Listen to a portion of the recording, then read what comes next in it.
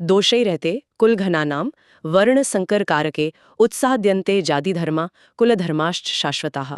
अब ये सुनने में थोड़ा मुश्किल लग सकता है, पर इसका मतलब बहुत गहरा है। हाँ, तो चलिए इन्हीं परतों को खोलते हैं। ये जो चेन रिएक्शन है, ये पूरी श्रृंखला शुरू कहाँ से होती है? मतलब पहला डोमिनो कौन गिराता है? स्रोत के मुताबिक इसकी शुरुआत होती है कुल घनानाम से। कुल घनानाम। हाँ, मतलब वो लोग जो अपने ही परिवार को नष्ट करते हैं, उनके दोषई या कह लें कि गलत कर्मों से। और स्रोत कहता है कि इसका पहला और सीधा नतीजा होता है वर्ण संकर। वर्ण संकर, ये शब्द सुनने में काफी भारी लगता है। इसका आसान मतलब क्या है? क्या ये सिर्फ सामाजिक नियमों के टूटने की बात है? ये उससे कहीं ज्यादा है। स्रोत में इसे अवांछित संतानों की वृद्धि कहा गया है। अच्छा। लेकिन इसे ऐसे समझिए कि समाज में एक ऐसी पीढ़ी बढ़ने लगती है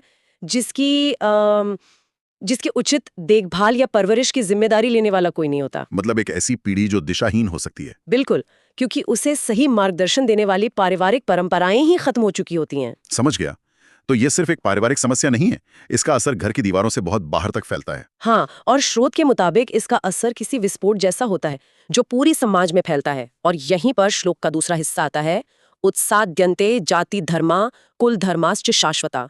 जिसका मतलब है कि शाश्वत कुलधर्म और जाति धर्म दोनों नष्ट हो जाते हैं। हाँ, जब हम कुलधर्म की बात करते हैं तो क्या इसका मतलब सिर्फ रीति रिवाज है या कुछ और गहरा है? क्योंकि इसके साथ शाश्वत यानी हमेशा रहने वाला शब्द जोड़ा है, जो बहुत वजनदार लगता है। ये बहुत अच्छा सवाल है। कुल धर्मा सिर्फ रस्में नहीं है, ये वो पारिवारिक परंपराएं हैं जो पीढ़ी दर पीढ़ी चलती हैं और परिवार को एक नैतिक ढांचा देती हैं। और जाति धर्मा? जाति धर्मा को आप आज के जमाने के सोशल सेफ्टी नेट या कम्युनिटी प्रोजेक्ट्स की तरह समझ सकते हैं। अच्छा। मतलब ऐसी व्यवस्थाएं जो सुनिश्चित करती हैं कि समाज का हर व्यक्ति आगे बढ़ सके, कोई पीछे न छूटे। तो एक व्यक्ति के गलत काम से परिवार टूटा, जिससे एक दिशाहीन पीढ़ी पैदा हुई, और फिर पूरे समाज का सपोर्ट सिस्टम ही ढह गया। पर सवाल यह है कि ये सपोर्ट सिस्टम इतना जरूरी क्यों है? समाज में थोड़ी बहुत अव्यवस्था तो चलती रहती है ना? यहीं पर स्रोत एक बहुत बड़ी बात कहता है।